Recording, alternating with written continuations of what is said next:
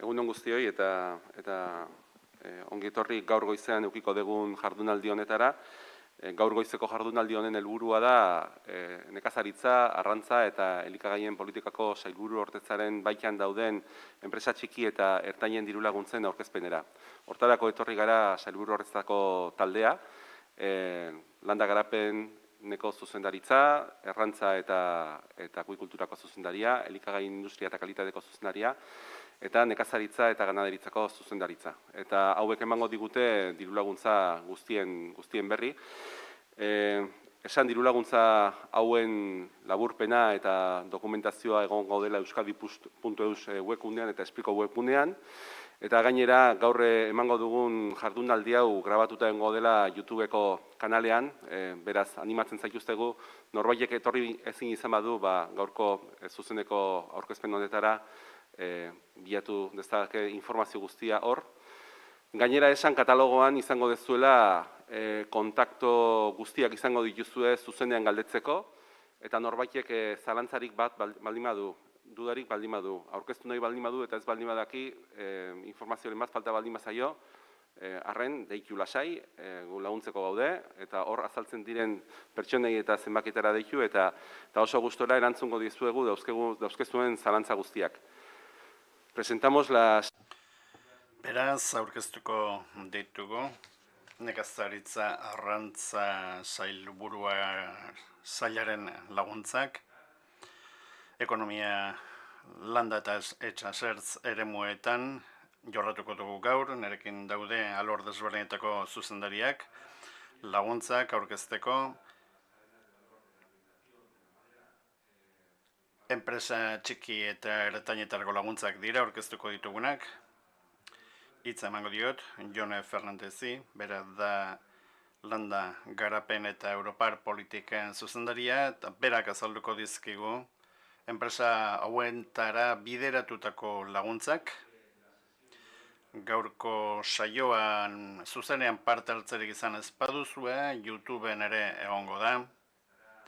Laguntzen kataloga eskuragarri edukiko duzue euskadi.eusen eta Espriren web orrian ere bai. Laguntza bakoitzak badu kontaktu bat ere, telefono zenbaki bat eta email bana. Eta beraz nahi duzuenean zalantzak argitzeko edo zuen esku gaude. Edo zein zalantza edo galdera izan ezkero, bidali horretarako bai gaude. Laguntza hauen bitartez, landa munduko ekonomia eta enplegua hobetzeko. Zuzendariari hitza pasatzen diot, Jone, zurea da hitza. Egun on guztioi eta ongi etorriak gure sailburuordetzako diru laguntzei buruzko saio honetara. El desarrollo rural Landa garapenerako hainbat neurri eta politika zeharkako gauzatu behar dira landa inguruak berbizteko. Gure helburuetako bat da hain zuzen ere, jardura ekonomikoa ugaltzea gure landa inguruneetan, Euskadiren garapen jasangarrirako laguntzeko eta baita biztanleriaren kokapenerako eta zerbitzuak eskainalizateko. Horregatik ekintzailetza bultzatu nahi da, talentuaren erakarpena, enpresen dinamismoa bultzatu, berrikuntzarako laguntza eta enpresen digitalizazioa. Baita jarduera nitxo berriak aprobetxatu, ekonomia sozialaren alorrean, ekonomia zirkularren alorrean. Horiek denak dira gure lanaren alorrak. Esparru honetan, beraz, hazkunde posibilitate eta aukera handiak daude gure landagunetan, banda zabalaren edapenari esker ere, aukera berriak sortuko dira lana egiteko eta beraz enpresak sortzeko. Horregatik sailburuordetzan hainbat laguntza lerro aurre ikusten ditugu esparru honetan. Gaur egungo landa eremuetan 6 landa maila daude, batetik 6 bitartean, bertako garapen mailaren arabera, batetik 6, zonarik desfaboratuenetatik hasiz. Erein programa azalduko dut hain zuzen ere, erein programa honek G4, G5 eta G6 landa mailak dituzten landa eremuen garapenari eta diversifikazio ekonomiari laguntzea da haren helburua. Enpresa txiki ertain eta autonomentzako laguntzak dira, nekazaritzako jardueren diversifikaziorako proiektuak eta jarduerak egiteko, mikroenpresak, enpresa txikiak eta enpresa ertainak sortu eta garatzeko, beste programa bat ere badago, nekazaritza alorreko elikagaigintza alorrekoak kanpo geldatzen baitira. Baita ere, autoenplegua sustatu nahi da. Hemen laguntzak jaso ditzaketen inbertsioak honako hauek dira. Industri jarduerarekin lotutako jarduerak, turismoarekin lotutakoak, nekazaritza turismo bultzatzeko, zerbitzu turistikoak bultzatzeko, edo denda eta jatetxe txikiak. Erein programa honekin lagundu nahi dira beste erabateko zerbitzuak ere bai. Zerbitzu teknikoak, adibidez, arkitektura, ingenieritza, kontabilitatea, nekazaritzarako edo basogintzarako zerbitzuak, edo catering eta garraio zerbitzuak, eta beste zenbait zerbitzu. Era berean, zerbitzu sozialetarako laguntza ere sarturik dago hemen, umeen zainketarako edo pertsona zaharren zainketarako, eta baita aisialderekin eta kirolarekin lotutako jardueretarako ere bai. Artisautza lanak bultzatu nahi dire baita ere, programan bitartez, eta teknologia berrien ezarpenerako deialdia zabalik dago gaur egun, azkenengo eguna, otsailaren 28koa izango da. Hemen ikusten duzu, 7 milioi terdi inguruko zuzkidura duela, baina hemen sartzen da, bai, proiektu publikoak eta pribatuak finantzatzeko, eta beraz orain interesatzen zaiguna, enpresa txiki eta ertainetarako eta autonomoetarako laguntzak, 3,5 milioiko zuzkidura du. Bigarren programa lider izenekoa da. Programa honetan kudeaketa zentralizatu bat dago, Europar Batasunaren ekinbide bat da, ekintza lokaleko taldeak bultzatzeko, lurraldeko eragile ekonomikoak ordezkatuta baitaude bertan, halako garapen estrategia bat diseinatzeko eta garatzeko, Europako funtsekin eta jaurlaritzaren diruekin lagunduta. Euskadien horrela badugu ekintza lokaleko talde bat, Mendinet izenekoa, 18 garapen elkartek eta hazi fundazioak sortua, lider programa hau daramate, hain zuzen ere, zonarik desfavoratuenetako jarduerak bultzatzeko, hau da, G1, G2 eta G3 landa eremuetan garapen sozioekonomikoari laguntzeko helburua dute. Ekintzailetzari laguntzeko lerro bat dago, nekazaritza alorreko jardueratik nekazaritzaz kanpoko jardueretara bideratzeko eta nekazaritzaz kanpoko enpresak sortzeko. Lehendabiziko enpresa bat sortzeko gastuak, asesoria, notaritza gastuak, enpresa sortzeko gastuak, patenteak eta bar, beraz, laguntza handi bat da enpresa berriak sortzeko.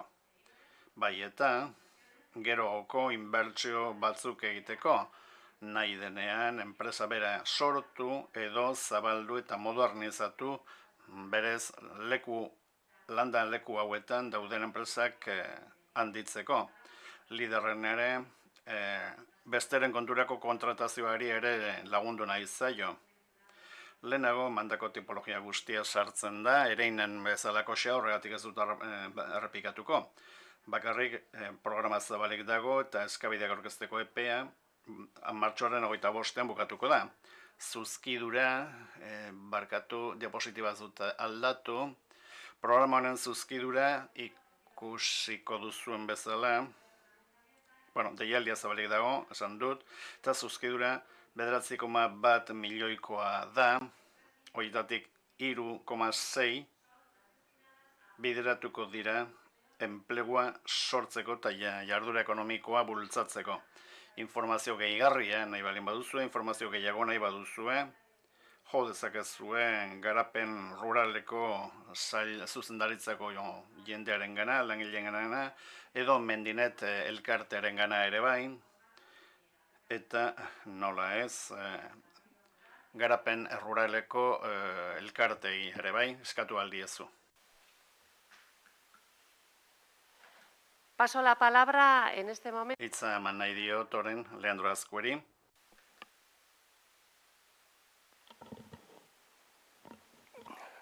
Bai, kaixo, egunon, pantailan atzealdean zaudeten guztioi. Bueno, arrantza eta akuikulturaren ikuspuntutik Leandro Azkuen naiz, arrantza eta akuikulturaren zuzendaria, eta aurkeztuko ditugu gure zuzendaritza mailan dauzkagun 3 laguntzen programak. Nolabait, bat zuzenean gure arrantza sektoreari eta akuikulturari sektoreari. Beste programatxo bat izango da, aurkeztuko duguna, bai itsas o arrantza eremuan dauden herri arrantzaleen garapenerako laguntzak, eta azkenean baita ere aurkeztuko ditugu belaunaldi erreleboaren momentu hontan dauzkagun gazteentzako diru laguntzak. Comentaba brevemente que Esan bezala, arrantza eta akuikulturako zuzendaritzak 3 laguntza lerro nagusi ditugu. Batetik arrantza sektorea eta akuikultura modernizatzeko laguntza bat, bigarren programa bat bideratuta dago arrantza eremuen garapenari laguntzeko, eta 3. programa bat ere badaukagu, zenbait laguntza desberdinekin, arrantza lorreko belaunaldi erreleboa bultzatzeko hain zuzen ere, gazteentzat batez ere bideratuta. Hasteko, beraz, laguntza pakete garrantzitsu bat daukagu, arrantza zuzendaritzan, Europako arrantza eta itsaso funtsaren laguntza daukagu horretarako, hain zuzen ere, arrantza sektorea eta akuikultura modernizatzeko, arrantza sektoreari dagokionez, 20 laguntza lerro ditugu, garrantzitsuenak geroago aipatuko ditut, batetik berrekuntza lortzeko, arrantza sektorean, prestakuntzarako laguntzak, zientzialarien eta arrantza sektorean arteko kolaboraziorako, sektore honetarako asesoria emateko, adibidez, merkaturatzeko beharrei begira, eta itsasontzietako badaude laguntzak bizigarritasuna eta segurtasuna handitzeko, beste laguntza batzuk baita ere, arrantza produktuen kalitatea hobetzeko, edo arrantza artei dagokienez, badira laguntza batzuk baita ere, hauek daukaten itsas eragina gutxitzeko, eta beste laguntza batzuk ere jasangarritasuna lortzeko, batez ere espezie sentiberen harrapaketa ekiditeko. Bestalde, sektore honi dagokionez, badira laguntzak baita ere berrekuntza lortzeko eta arrantza baliabideen iraupenerako. Hau da, itsasparke edo erreserbak sortu ahal izateko, eta oro bat kolaborazioa egoteko, itsasoen garbitasuna lortzeko, besteak beste zaborra jasoaz. Hauek dira dauden laguntza lerrorik handienak. Beste alde batetik akuikulturari dagokionez, badira enpresa batzuk eta horietarako laguntzak daude, inbertsio produktiboak egiteko, baita berrikuntza lortzeko sektore honetan, bereziki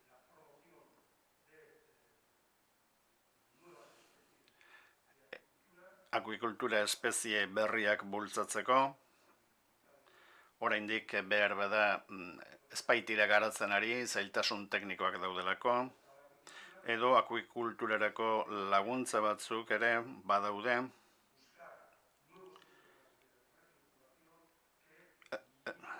zirkulazio sistema berriak lortu eta energia kostuak gutxitu ahal izateko. Badira, beste lerro batzuk, merkataritza sektorerako ere, bai antolakunde profesionalentzat, merkaturatzeko planak sustatzeko hain zuzen ere, beste laguntza lerro garrantzitsu bat dago, arrantza sektorea bultzatzeko bere produkzioan hobetzeko eta merkaturatzean jauzi bat emateko, eta beste laguntza lerro bat ere badago, jatorrizko merkataritza sektorerako, arrainak lonjatan erosten dituztenentzat, hain zuzen ere, beraien produktuen kalitatea hobetzea bultzatzeko, beraien instalazio eta tresneriak ere hobetzeko, besteak beste, langileen segurtasun eta osasuna bultzatzeko, eta haien produktuak bultzatzeko ere. 3 atal nagusi horiek sarturik daude, beraz, laguntza lerro hauetan, arrantza sektorerako eta akuikultura sektorerako, beraz, laguntza pakete handi bat da, esan bezala. Europaren finantzak eta garrantzitsu bat ere badauka. Sailburu Andrearen agindua argitarako doa laster, baina deialdia zabalik dago. Eta laguntza eskatzaileek badute beraz gure leihatila irekita. Hor daukazue zuzkidura, ia 11 milioi inguruko laguntzak dira, 2022-rako. Honekin espero dugu eskatzaile guztien eskariak bete alizatea edo erantzun eman alizatea. Itsas garapenen alorrean, herri arrantzale izandako ontzako, bertan sortzen den aktibitatea nolabait sustatzeko. Ese segundo capítulo. Bigarren laguntza atala gehiago dago bideratuta arrantza sektorearen dibertsifikazioa lortzeko eta batez ere itsasertzeko udalerrien dibertsifikazioa lortzeko. Haien garapen lokala bultzatu ahal izateko. Konkretuki laguntza hauek edo onuradunak izan daitezke Euskal Autonomia Erkidegoko pertsona fisiko edo juridiko pribatuak eta eragile sektorialak. Horretarako itsasorekin lotutako, baina ez bakarrik jardueraren bat garatu behar dutenak izan behar dute, baina bai derrigorrezkoa da proiektu hori burutzea itsasertzeko arrantza udalerri hauetan. Deialdi honek 1,5 milioi zuzkidura dauka, eta esan dudan bezala, sektorearen dibertsifikazioa lortzea du helburu, beraz sektorea da onuraduna, estraktiboetatik hasi merkataritzaran esparrurako eta beraien jarduera dibertsifikatzen baldin badute, eta orain ez bezalako jarduerak burutzen baldin badituzte, eskatu ditzakete laguntza hauek. Eta pertsona fisiko edo juridiko pribatu batek ideia edo proiekturen bat baldin badauka eta garatu nahi badu, udalerri hauetan, hemen dauka laguntza lerro bat. Deialdia laster zabalduko da, eta edozein pertsonak aurkeztu dezake eskabidea dagokion lehiatilan.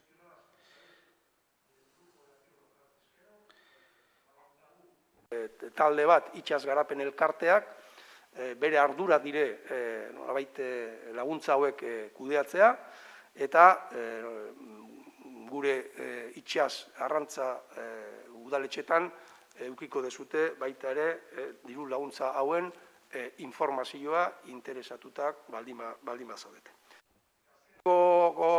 Partean, baita ere nahiko nuke pixate komentatu, beste programa txiki bat, apala daukaguna, 100.000 eurokin martxan jarri genuna bain dela 5 urte eta martxan mantentzen deuna, programa itxasoratu du izena, eta bera do nolabait bideratuta gure gazte eskolako ikasleentzako, eskola nautika eta arrantzako eskoletan dauden ikasleentzako, nolabait bultzatzeko edo animatzeko bere praktikak, bere hasierako praktikak itsaso zabalean arrantza itsasontzi baten egiteko. Este programa Itsasoratu programa honek 105.000 euroko zuzkidura dauka. Helburua du, hain zuzen ere, aukera gehiago ematea itsas eta arrantza eskoletan ikasketak egiten ari diren gazteentzat, hain zuzen ere, praktikak egin ditzaten arrantza itsasontzietan. Hori du helburua, beraz, ikasleak enpresentara hurbiltzea eta itsasontziak ere ikasleengan hurbiltzea. Horrela, ikasketak bukatzen dituztenean aukera izan dezaten arrantza mundua ezagutzeko. Maiatzean egingo da argitarapena edo argitaratuko da programa hau. Lehendabiziko urtea bukatzen dutenean eskolan, erdi mailan. Zaie, gure arrantza itsasontzi baten enbarkatzeko udara partian. Hilabeteko iraupenako enbarke bat izango da, eta horren truke emango zaio dirutxo bat. Orduan, hor dakazue, itsasoratu programa, bere dotazioa, eta komentatu dugun bezala, noiz publikatuko dan, eta noiz martxan jarriko dugun. Izango da, aurtengo udaran. Hauek, nolabait arrantza eta akuikulturako zuzendaritzatik dauzkagun 3 programaren azalpenak, estas son, digamos, las... Hauek dira, beraz, dauzkagun laguntza lerro nagusiak, arrantza eta akuikultura zuzendaritzan, informazioa eskuragarri duzue, eta edozein zalantza edo jakimin izan ezkero guregana jo dezakezue noski, edo zuzendaritzan bertan gauzkazue zuentzat. Da, Jorge Garbizuri, nekazaritza eta ganaderitzako zuzendariari. Sin más... Beraz, hitza ematen diot, Jorge Garbizuri, Eusko Jaurlaritzako nekazaritza eta abeltzaintza zuzendariari. Egunon guztioi. Desde mi dirección de Agricultura... Nire zuzendaritzak dituen 3 laguntza lerroak aurkeztuko dizkizuet. Joan den urtean jarri genituen abian.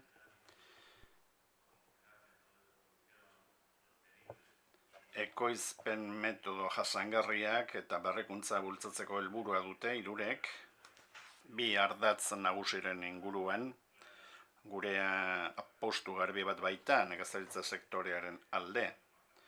Bruselaren norabideai jarraituz, noski. Besterik gabe aurkeztuko dizkizuet 3 lerro hauek. Lehendabizi, aipatu nahi dut, ekoizpen ekologikorako trantsizioa laguntzeko, Europako Batasunaren Green Deal edo itun berdearen barruan kokatuta dago. Ekoizpen ekologikoa bultzatzeko,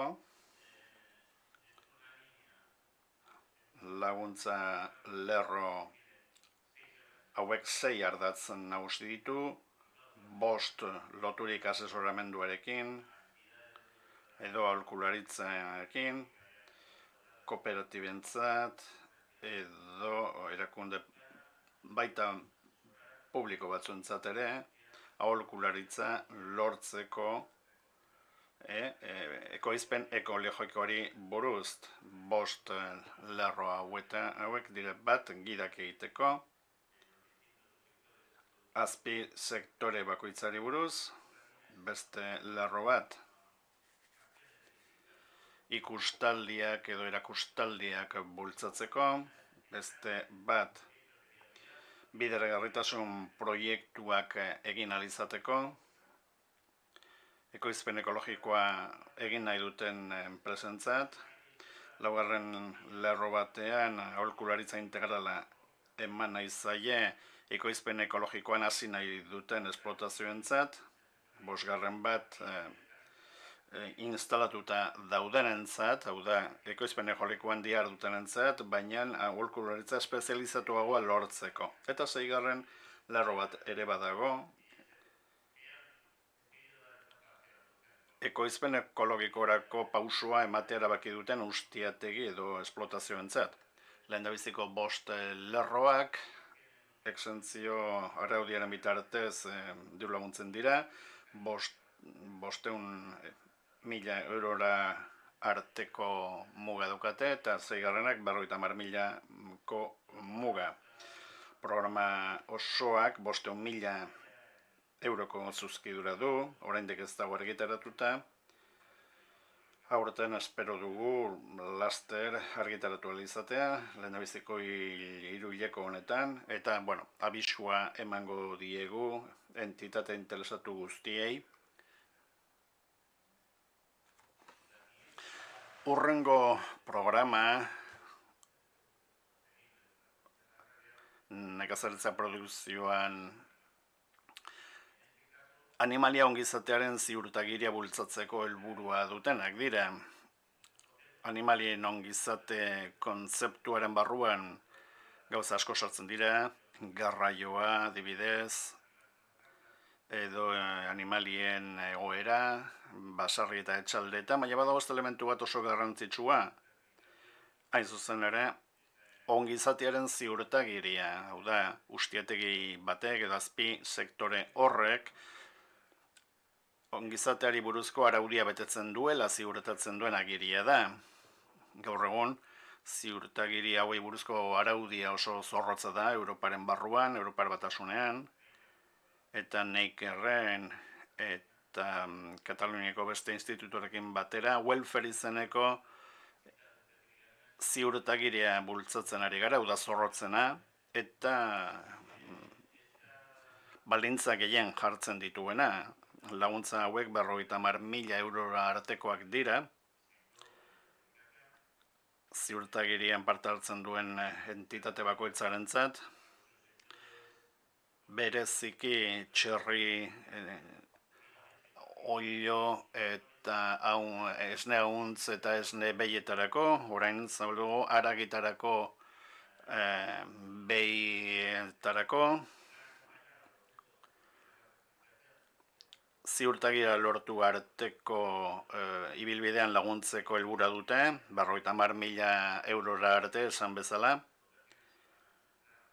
Ziurtagira honetan sartu nahi duten ustietegi lagundu nahi zaien, Lumagorri adibidez, elkarteari, edo Euskaber,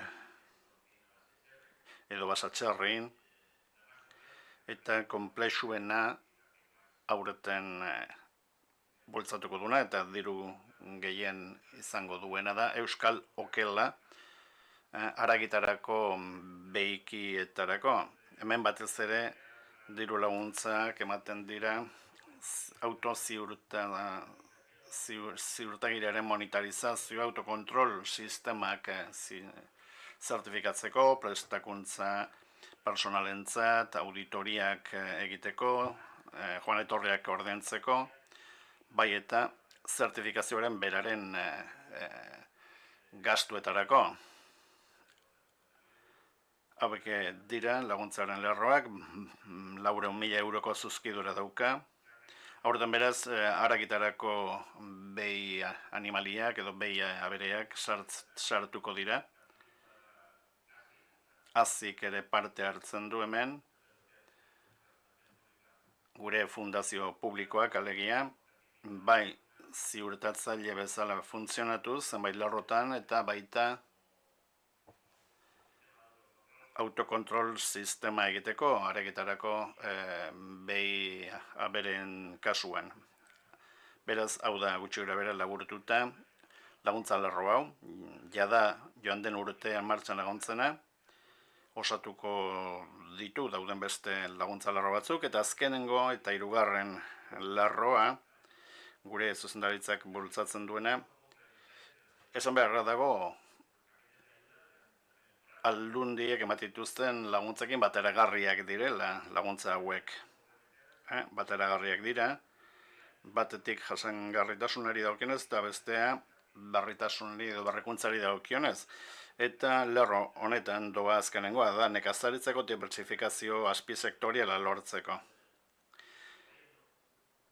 Lerro honetan bultzatu nahi da azpi sektore berriak sortzea, ekoizpen nitxo berritzaile berrietara zuzentzeko, batez ere gazteentzat eta pertsona berritzaile eta innovatzaileentzat zuzenduta,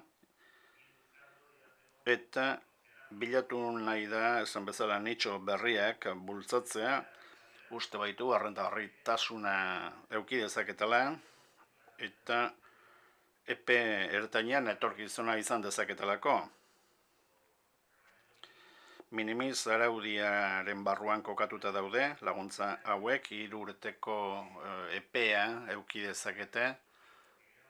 Hau da, aurreko paketean laguntza sortu zutenek mantenduko dituzte laguntzak aurten ere, eta berrientzat 3 urterako laguntzak izango dira. Gehienez ere, ustetegi bakoitzeko 7.000 euro eman daitezke. Joan den urtean, 4 nitxo bultzatu genituen, lupuloa, esnetarako hauntza, zereala, euskal ogiari lotua, eta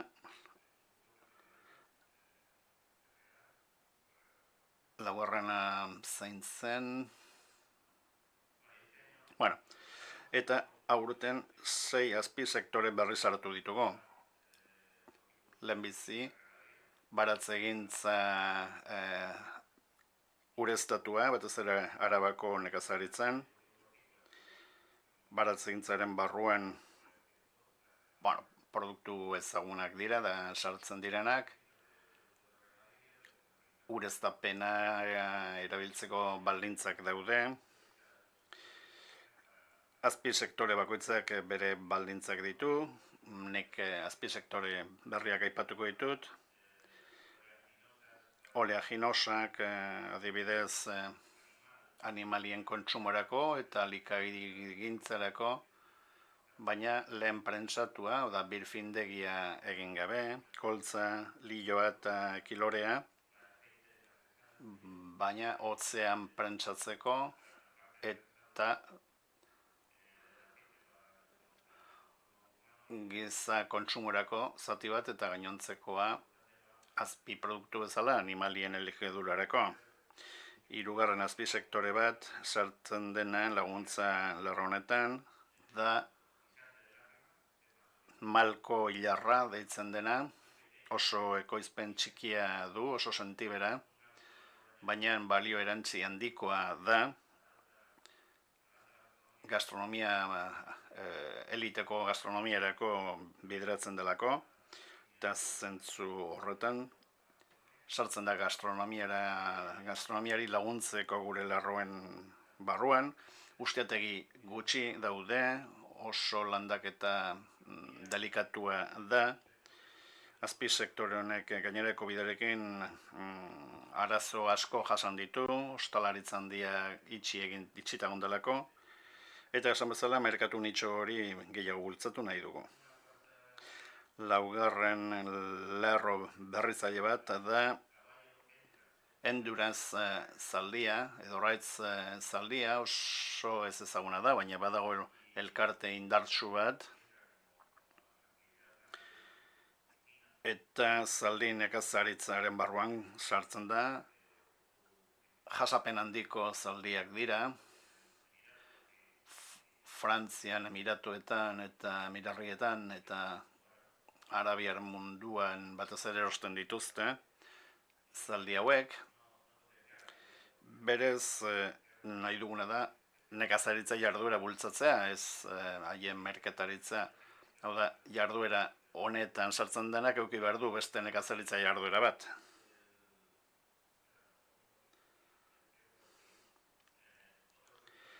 Beste nitxo bat bultzatu nahi duguna, eta Euskadin oso gutxi duena da, maiko fruta gintzarako, kiwiak edo zagarrak, batez ere errazil zagarrak, uste dugu potentzialitate handiago duela, eta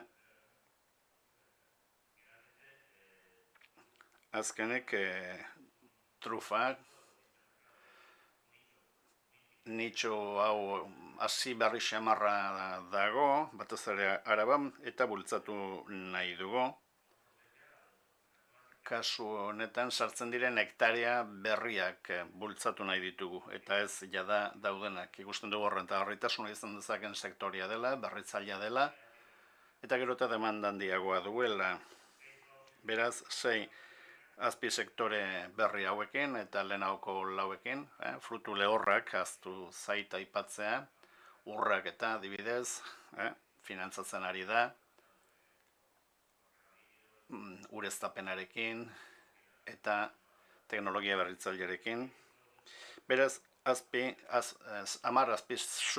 azpi sektore hauek diren laguntza hauen bitartez bultzatu nahi ditugunak, eta lehenago esan bezala informazio guztia eskuragarri daukazue gure webean, gure zuzendaritzaren horrietan, deialdi bakoitza argitaratzen denean, eta espero dugu hori laster izatea, apirilean beranduenik. Gainera emango dugu denbora nahikoa eskabideak aurkezteko, 2 hilabete gutxienez, eta nola nahi ere abisatuko dizuego interesatuta zaudeten guztiei. Eta besterik gabe, hitza ematen diot Raul Perezi, industrikalitatearen zuzendariari. Egun on denoi, eskerrik asko Jorge eta konektatuta zaudeten guztioi. Saiatuko naiz laguntza bakoitzaren aurkezpenean oso sintetikoa egiten. 15 fitxa direlako, eta fitxa bakoitzeko informazio gehigarria emango dizuet. Azalpen hauek eman baino lehen gustatuko litzaidake 4 mezu azpimarratzea. Una primera valoración. Lehendabiziko balorazio bat. Aurten inbertsioetarako laguntza gehiago sartu ditugu, enpresen eskariari erantzuteko, promozioari daukionez, programa batzuk sartu ditugu, eta berrikuntzaren esparruan ere bai, bioekonomiaren digitalizaziorako adibidez. Honekin, adierazten nahi dut, sailburu ordetzan entzute aktiboa daukagula sektorearen eta enpresen beharrak ezagutzeko. Bigarrenik, esan nahi nuke, planifikazioa aurreikusita dagoela urte honetako 2. erdirako. Horrela, espero dugu hobeto egokitzen enpresen ekoizpen ziklora, eta azpimarratu behar da, laguntza hauek batez ere kofinantzak eta daukatenak, kosten moderaziorako araudia bete behar dutela, horregatik enpresei eskatu behar zaie, heldutasuna edukitzea deialdi ekiteko, eta horretarako zuen esku gauzkazue, gure kontaktua dukazue fitxa bakoitzaren azpian, beraz nahi duzuenen, zuei erantzuteko prest gaude. Dauzkagun laguntzak programaka daude sailkatuta, lehendabiziko 10 zerikusia dute informaziorako, beste lauak gehiago berrekuntza eta garapen berriarekin, eta azkenik laguntza bat baita ere berrikuntza bioekonomian lortzeko. Lehendabizikoekin sartuz, hau da, enpresak engaratzeko eta berrikuntza lortzeko, lehiatu berria da laguntzarik ezagunena, inbertsioetarako laguntzak oso garrantzitsuak dira, 4 milioi gehiago ditu, joan den urtean baino, joan den urtean 200 espediente aurkeztu ziren, FEADER laguntzaren kofinantzaketa dauka, baita FEMP eta EURI kasutan, laguntza maila desberdinak lortu daitezke, PDR delakoaren baldintzen arabera egokitzen den neurrian, ikusten ari gara baita ere ze posibilitate egon daitekeen lehiaturen antzeko laguntza bat egitea enpresa handientzat, proiektu handiak eta txikiak bereiztu izateko, hain zuzen ere, proiektu txikiak ez daitezen kalterik izan, ez dezaten kalterik izan, nola nahi ere, katalogoa eguneratuko dugu laster. Aurten, zarai berria dago, 4. atal bat, hain zuzen ere, elikagai ekologikoak eraldatzeko eta merkaturatzeko inbertsioak egin ahal izateko. Jorgeak esan duen bezala, badago laguntza bat bere zuzendaritzan, ekoizpen ekologiko ziurtatuan transizioa lortzeko. Uste dugu, ekoizpen ekologiko ziurtatu hau bultzatu daitekela baita esparru industrialean, eta merkaturatzeko baita produktu eta elikagai ekologikoak azkenengo aldaketa bat egon da, eta konpremiso bat eskatuko dugu gutxienez 170% ejekuzioa. Lehiatuk badu baita ere beste lerro bat sustapena lortzeko, joan den urtean baino 25.000 euro gehiago sartu dira, lehiatu sustapena dekretuan, elikagaigintza industria guztia sartzen da.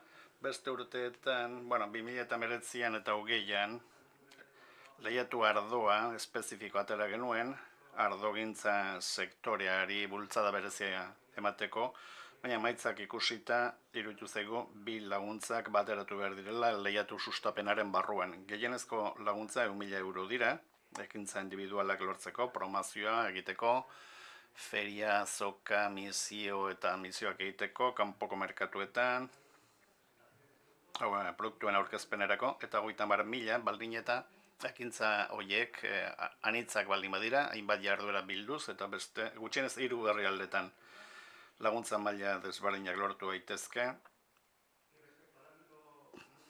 Eta ardogintzaren esparruan, batez ere nazioarteko merkatuen promozioa lortzeko, edo sustapena lortzeko da, baina baita ere estatuaren barruan, feria, nazioarteko feria, edo alimentaria Bartzelonan, edo Madrilen, edo Ciudad Realen egiteko, dauden ferietarako.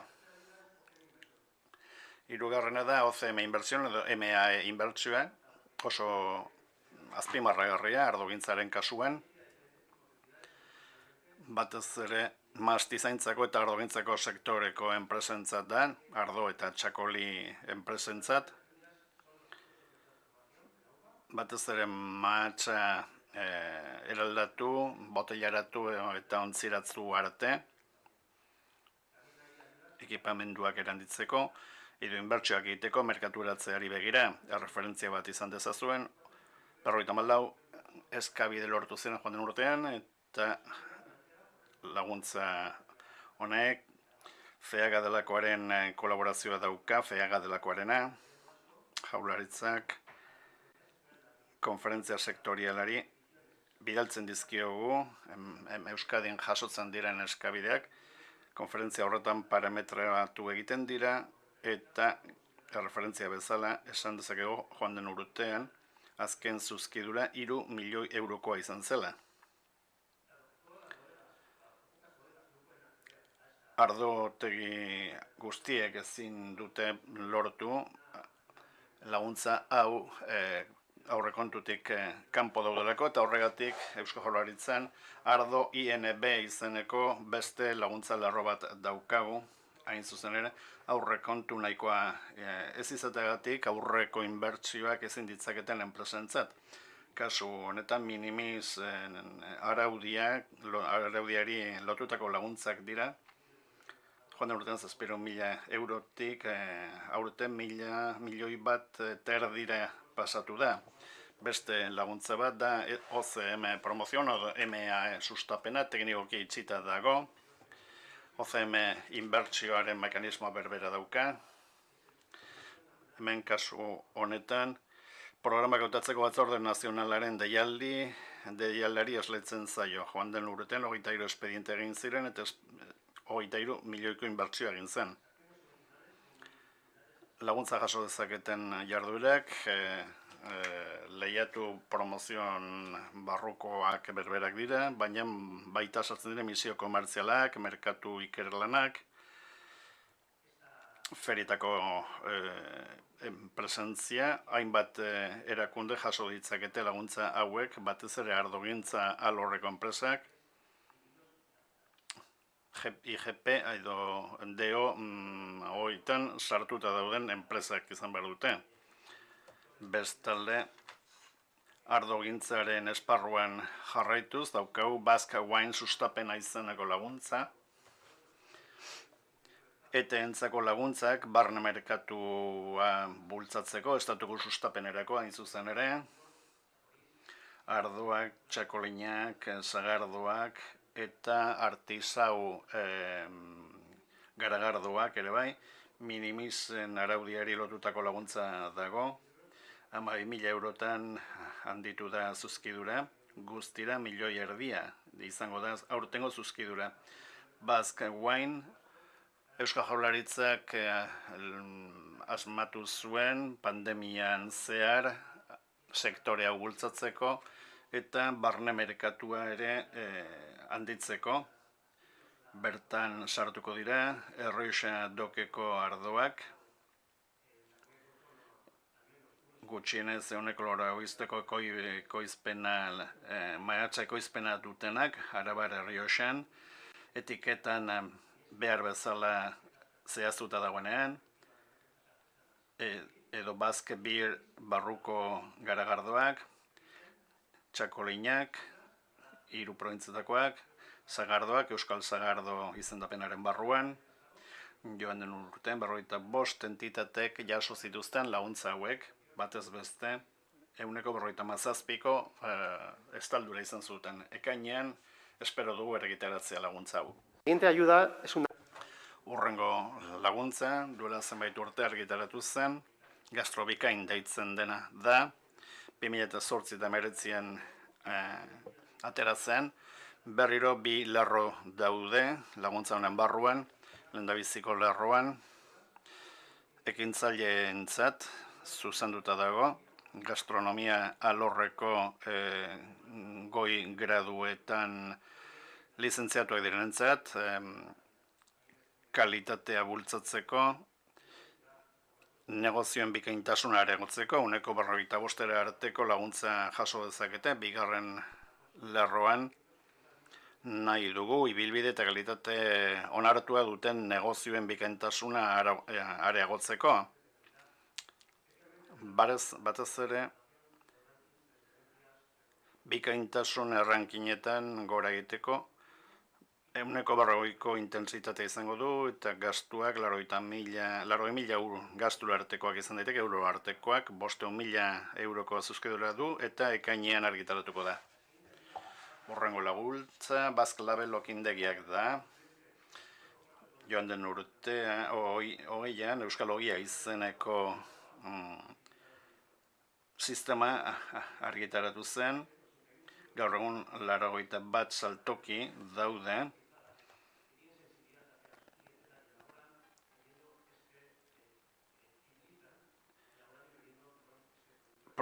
kalitatezko produktu hau marketaratzen dutenak, produktu hau bultzatzen jarraitzeko, batez ere Araban, eta Arabako aleak eta okindegi hauek bultzatzen jarraitzeko, proiektu honen aldeko apostu egiten dugu, apirilean argitaratuko dugu, eta espero dugu saltoki hoietan marka eta komunikazio elementuak osatzeko, espositoretan, altzarietan, paperetan, horretarako 200.000 euro sartuko ditugu. Espero dugu nahikoa izango dela, gaur egun eskaria egin duten 25 enpresentzat. Gehienez ere 8.000 euroko laguntza jaso ditzake establezimendu bakoitzak. Hurrengo lerroa kalitate eurobideak izenekoa da, aurreko 2 lerroak mantenduko dira, lehendabizikoa nekazarientzat da, kalitate eurobideetan lehen aldiz parte hartzen dutenentzat, kasu honetan lagundu nahi zaie, lehendabiziko urteetan laguntza hauek lortzeko dauden baldintzak bete ahal izateko, 5 urteko iraupena izaten dute, honekin batera, ekoizpen jasangarriagoa ere bultzatu nahi dugu, lehen 5 urtetarako zenbatekoa, izango da 3.000 euro urte bakoitzeko. Bigarren lerroa da beraien jarduerak ezagutzera emateko helburua duten elkarteentzat, 170ko intentsitatea izango dute, txakoli kontseilu arautzaileak izan daitezke, Idiazabal izendapena, Euskal Sagardoa, Euskal Okela eta Gernikako Piperrak, eta enak delakoa, FEDERren eta Eusko Jaurlaritzaren laguntza kolaboratiboa daukate, joan den urtean 154 eskabide aurkeztu ziren, 1.000.000 euroko inbertsioarekin. Hurrengo laguntza programa honekin izanekoa da.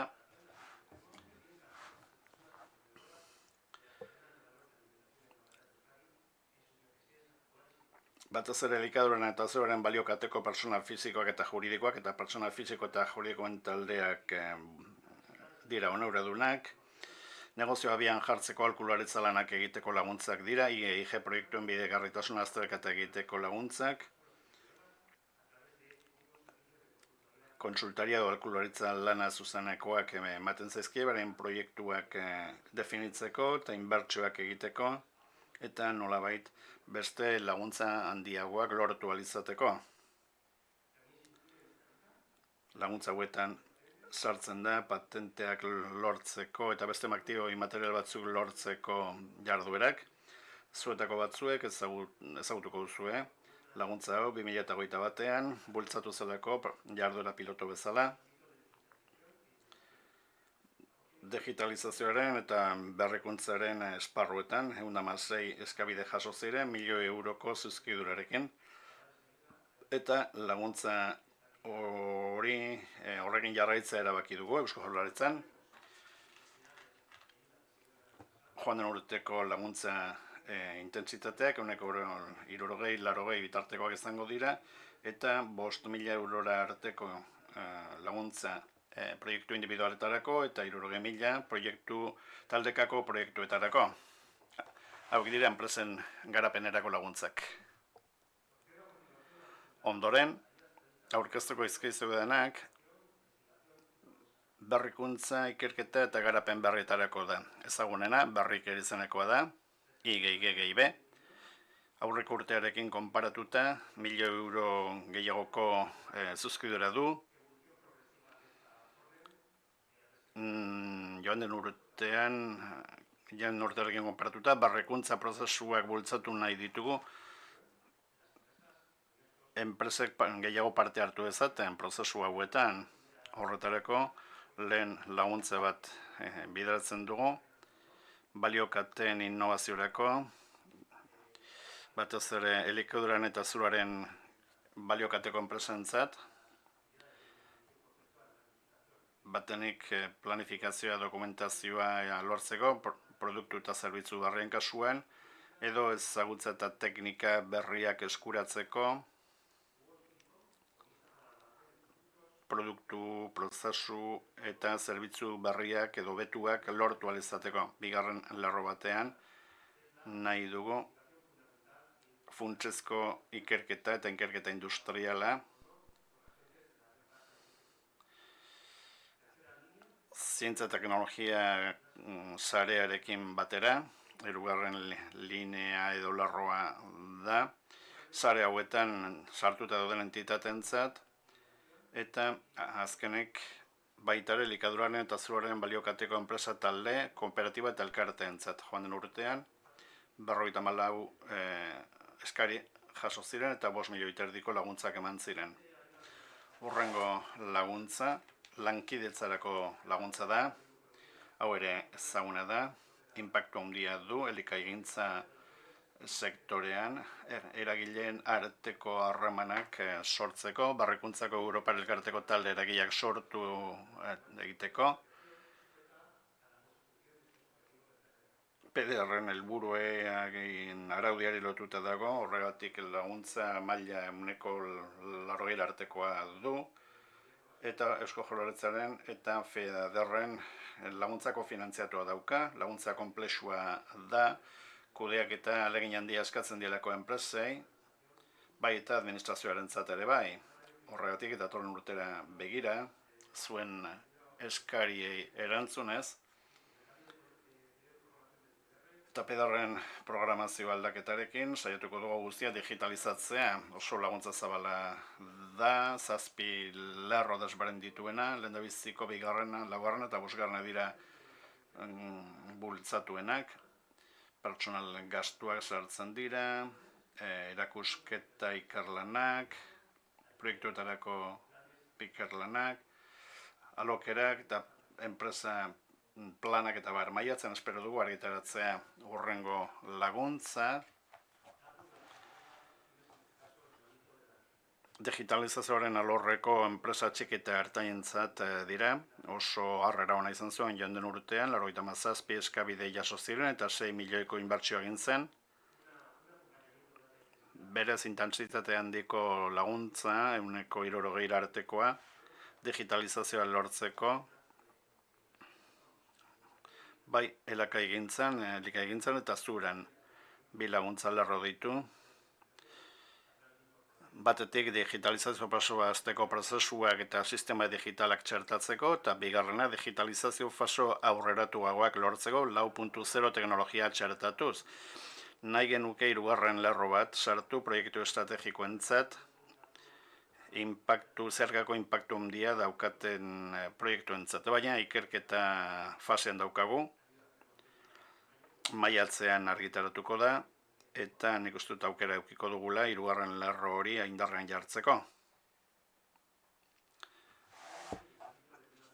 Azkenik, I delakoaren barruan, Iker Talent izeneko bekak sartzen dira, enpresa txiki eta ertainen kompetititate edo lehiakortasuna bultzatzeko, beken bitartez,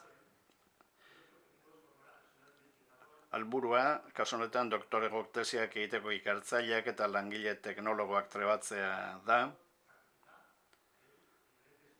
EAeko nekazaritzaren, arrantzaren eta elikagaigintzaren sektoreko zientziak teknologian lan egiten duten IGIGB proiektuetan sartuz eta parte hartuz. Lehendabizi deialdia egiten da, erabakitzeko zeintzuk diren pertsona hauentzako harrera zentroak. Azkenak urtetan, 5 izan dira, Aztik, Naiker eta Euskal Herriko Unibertsitateak beste, ikerketa gai batzuk erabakitzen dira zentro bakoitzarekin, eta hortik hasita egingo dugu beken deialdia, espero dugu apirilean. Beka hauek lan lerro bikoitza dute, lehendabizi aurre doktorentzat 4 urteko iraupenarekin, 12 beka izango dira, eta beste bat langile teknologoak trebatzeko 2 urtez, eta 10 beka izango dira. Pertsona hauek hautatu eta gero, izendapenak egingo dira, tutoren izendapenak alegia prozesuetan laguntzeko. Programa honek urte asko daramatza funtzionamendutan, eta aipagarri da, gaur egun 59 beka daudela aktibo une honetan. Eta hirugarren blokean bioekonomiarekin lotutako laguntzak sortzen dira, azkenengo laguntza, nik aipatuko dudana. Bioekonomiaren lerro honekin, bioekonomiaren alorreko berrikuntza proiektuak sustatu eta bultzatu nahi ditugu. Bioekonomia hitza oso zabala da, berez nahi dugu bioteknologia, batez ere industria eta agroalimentarioaren kasuan, batez ere ingurumen inpaktua gutxitzeko, azpiproduktuak eta hondakinak balorizatzeko, bigarren urtez garatu dugu, eta joan den urteko eskariak ikusita, joango gara egokitzen haren edukia, espero dugu agindu estrategiko bat izatea, bai mantenduko ditugu bi laguntza lerro hauek, joan den urtean zehaztutakoak, bat proiektu pelituak garatzeko, minimiz 14 araudiari lotutakoak, eta beste bat proiektu erakusleak garatzeko. Bi kasuetan, intentsitatea izan daiteke ikerketaren 60% artekoa. Zuei eskerrak ematea zuen arretagatik.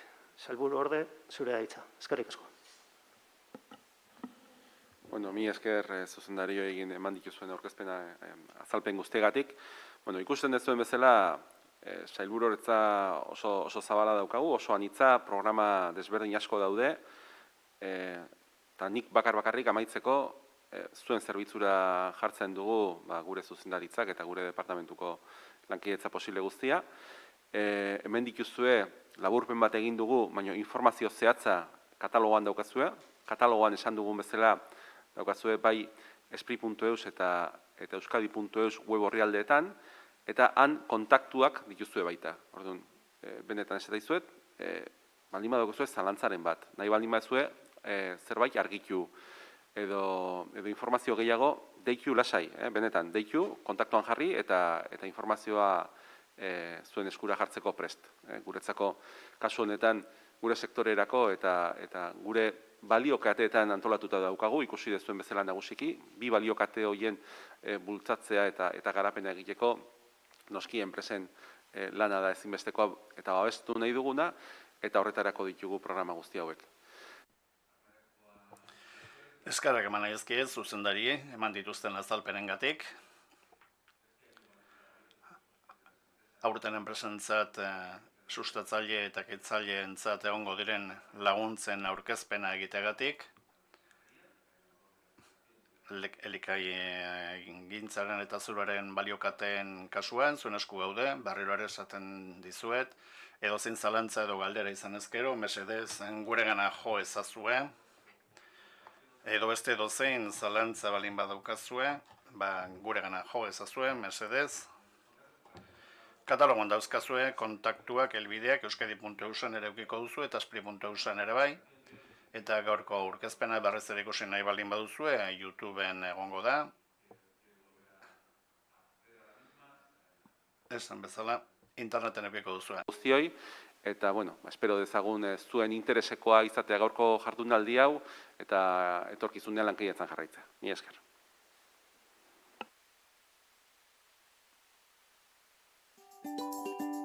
Oraina ahaztu gabe, etorkizunari begiratzen diogu, datozen belaunaldien mesedetan. Eusko Jaurlaritzaren ETE-entzako laguntza plan berria oraina da. Etorkizuna, garapen eredu inklusiboa eta iraunkorra. Informa zaitez euskadi.eusen. Oso etezaleak gara. Eusko Jaurlaritza, Euskadi, auzolana. Miramos al futuro sin perder de vista el presente, comprometidos con las siguientes generaciones. El nuevo plan de ayudas PYME del Gobierno vasco es el presente. El futuro, un nuevo modelo de desarrollo inclusivo y sostenible. Infórmate en euskadi.eus. Somos muy de pymes. Gobierno vasco. Euskadi. Bien común.